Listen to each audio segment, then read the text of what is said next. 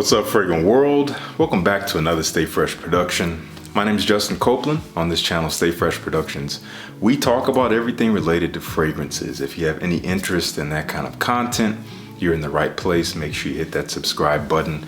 Join the Fresh Squad today. Simple as a click. And once you're in, unless you want to leave. And I don't know why you would want to leave, because the Fresh Squad is the best squad. You know what? I'm not mad at that. I knew you would agree. Yeah. We're in agreement about something finally. Thank you. You finally came up with something good. Make sure you hit that notification bell so you always get notified every time I upload a video. And if you do like this video, even by this point, hope you enjoyed that little intro. Please hit the like button. It really does help with my visibility across YouTube.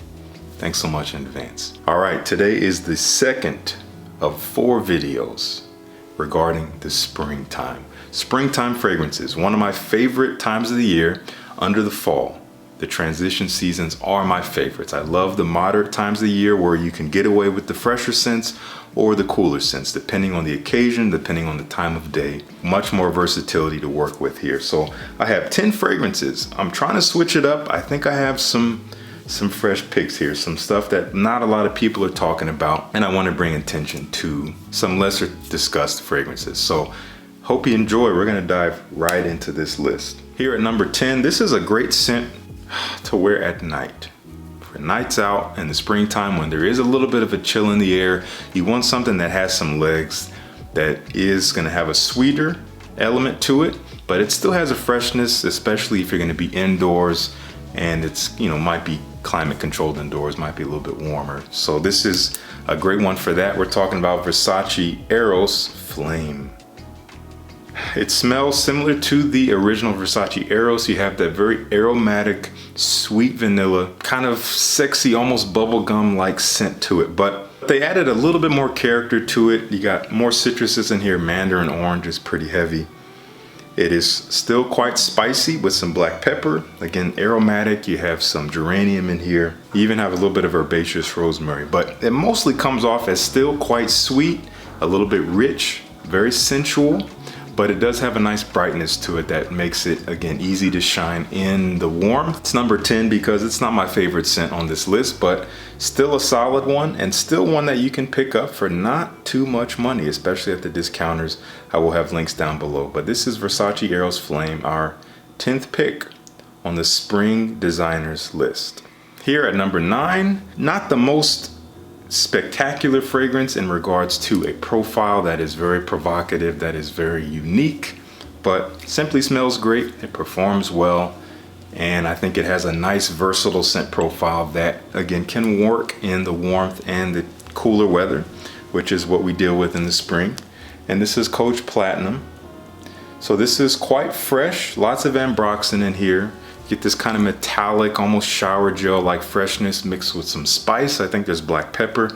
You do have a bright, juicy, sweet pineapple note in here, which doesn't last too long, but it lasts a good while. And you do have some vanilla in here, which makes it just fantastic. I'm gonna get this in the air right now. Ooh, spicy, sweet, spicy, very attractive scent. Very attractive. That pineapple vanilla combo is very, very nice. And yet again, another one that's not too expensive. This is great also for the nighttime, I would say, especially on a casual occasion. That is Coach Platinum. Alrighty, here at number 8. Wow, this is a new scent to my collection. This is courtesy of a friend of mine, Gabriella. This was a birthday gift along with a few other fragrances, at least one other one here on this list. And this is an oldie. This fragrance came out the year I was born, 1989, and it kind of smells like it. But there's something more to it. This is Alfred's song, Homme. This is a total classic. Now, being that it was on the brink of the 80s and 90s, it kind of has elements of both eras, I would say. You do have this very strong, deep, like woody backbone to it, similar to these 80s powerhouse fragrances as they're known, but it's also quite fresh. Almost ozonic in a way. It reminds you of very just being clean, fresh out of the shower, which is reminiscent of the 90s. It kind of rides the line here. And similar to a lot of fragrances during this time, It's very complex. It doesn't smell all that complex at first spray, but on your skin, this thing really transforms. It smells better as it dries. At first spray, you're gonna be like, okay, this smells like my uncle. But it smells good. If you're a little bit older, 30 plus, you'll probably appreciate it. If not, you may not care for it, and that's all right. But as you let it dry, if you are interested in more of a unique development in a scent, this thing really does transform. It gets a little bit herbaceous, it gets woody, it gets sweet and warm. Again, it's very complex, lots of notes here. I'm not gonna list them all, but that's the best way I could describe it. It's like a very complex, soapy fragrance, but again, as it dries, it gets very, very interesting. I really enjoyed it. It surprised me. And also the performance is not bad on this. And it smells great. That is Alfred's song, Homme. Here at the 7th spot, a classic here in the community. It keeps popping up over the years because it's a unique profile. It performs well. It's very high quality, even down to the bottle. And there it is. This is Dunhill Icon. Man, this is classy stuff. This is a classy fragrance. This, I might wear this today. I'm not wearing anything. Very fresh. It's a little floral and spicy, but very fresh. Lots of neroli, which is the essence of the orange blossom, I believe, from the orange tree. So it has a bright, citrusy, floral quality to it. But you also have petitgrain in here, which is the leaves and the twigs and the branches of the orange tree, which brings this woody herbaceousness to it. But lots of black pepper in here to really make it kick off the skin.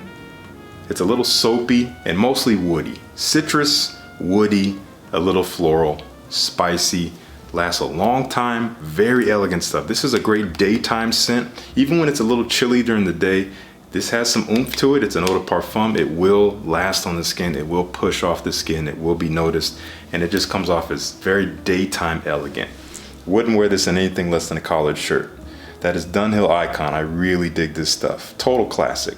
Here at number 6, we have another fragrance that I think you could wear in the same situations as the Dunhill, but this one you could probably even pull off at night, but I would still dress it up.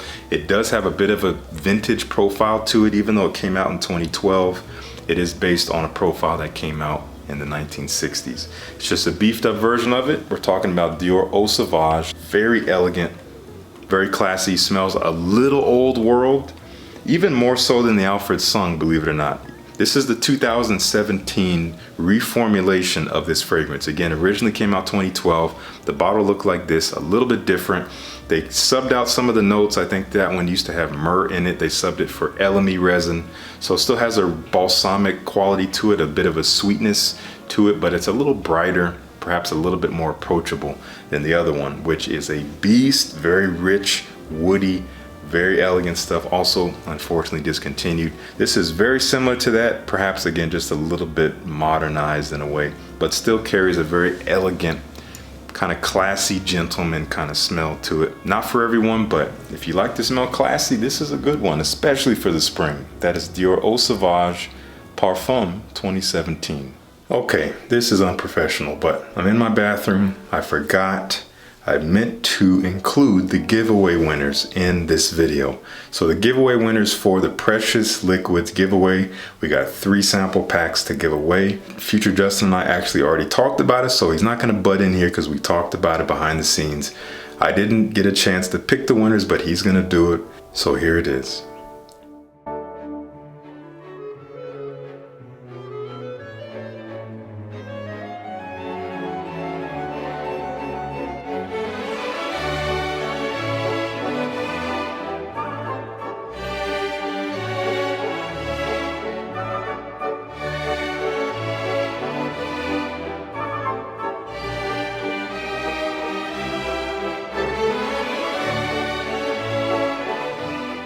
All right, congrats to the winners. You know what to do. Send me an email here. Let me know what your shipping info is, and I will get those sample packs out to you.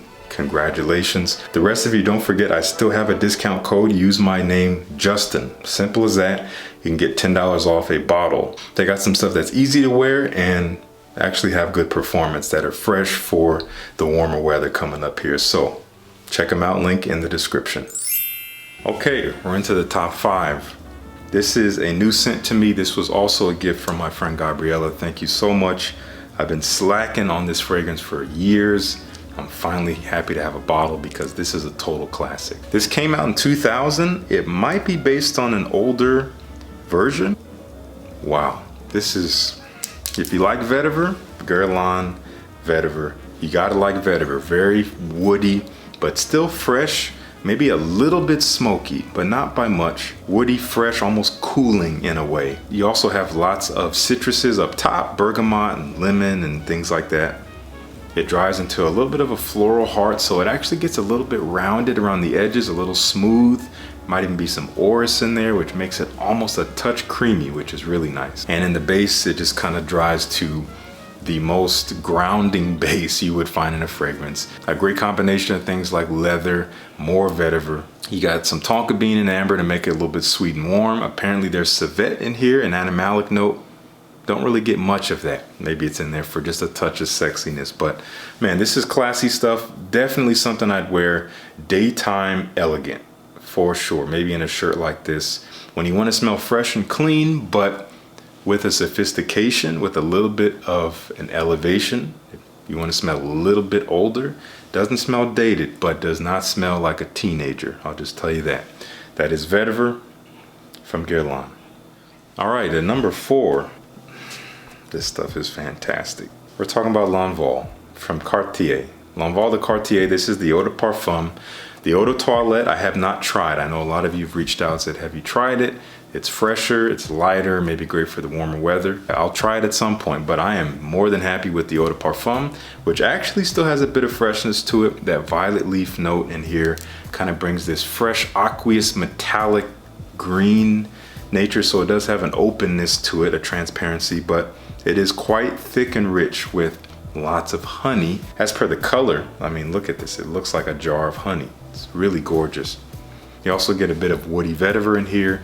You also have some spices, make it kick off the skin a little bit, give it a little bit of bite. So it's not just smooth honey woods. It has some personality to it. As it dries down, you have a little bit of iris in there, which brings the slightly powdery side of iris, not so lipsticky, cosmetic, waxy side, but more powdery, but mixed with some gaiac wood in there. It simply smells wonderful. It's also a little musky. Wonderful scent. Quite unique, quite versatile. It's hard for me to categorize this as elegant only or casual only. I feel like you could wear it in both. If you love a sweet honey with a freshness and a woodiness, this is a great way to go. And it's not that expensive on the discounters. Not the cheapest one, but under 50 bucks, I'm pretty sure. That is Cartier L'Envol Eau de Parfum. All right, here at number 3, this is probably the most expensive fragrance on this list. Not an easy one to find, super discounted. But if you can find it or at least sample it, I recommend it if you like these old school leaning fougères. But this is a modernized version. This is from Tom Ford and this is Beau de Jour. This is the 2020 update. They moved it to the signature line out of the private blend line, made it a little bit more affordable. Some people say they reformulated a bit. Maybe it's not as strong as it was in the private blend line, but this stuff is still quite strong on me. This is easily an 8-hour fragrance, no problem. Very elegant, very typical masculine. If you gotta love lavender, lots of aromatic lavender, lots of lavender. That I mentioned, there's a ton of lavender in here. But it does have a nice oak moss note. It is quite mossy and woody. There's a little bit of a creaminess in there. And there's a warmth. I think there might even be some amber in here.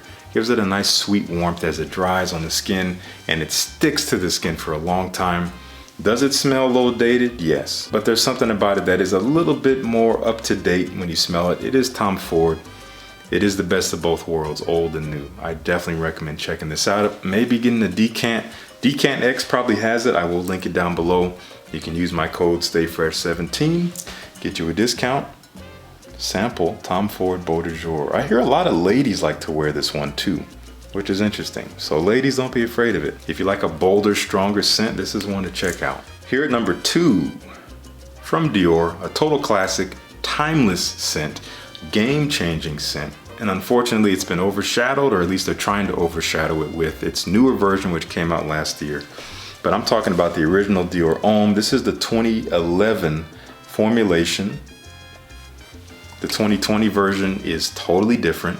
You probably already know that. One of the most unique scent profiles that I've come across in the designer market. Not for everyone, but you gotta give it a chance. Because I didn't like this at first. I hated it for about 2 years until I just came back to it one day and it clicked. I loved it, I bought it on the spot. This is characterized by some aromatic lavender. It is a bit fresh, but it's immediately sweet and waxy, with iris being the main player here, and a little bit of cacao offering this slightly chocolatey quality to it. As it dries down, it gets leathery. This is a versatile scent. It may not smell that way, but it is. You can wear it in the daytime or the nighttime. Only dressed up though. I would only dress this up, but it works night or day. I recommend getting your hands on this. I think they still sell it. It just says Dior Homme Original. I haven't actually seen that anywhere, but I've seen it pop up online. I can't speak for it. I haven't seen anyone actually have the bottle that says that, but it's probably out there. If you can get that, I would get that over the 2020 version, but this is brilliant stuff. Now, what is number one? I've been talking about this fragrance recently, quite a bit. It's been topping my lists for a good reason.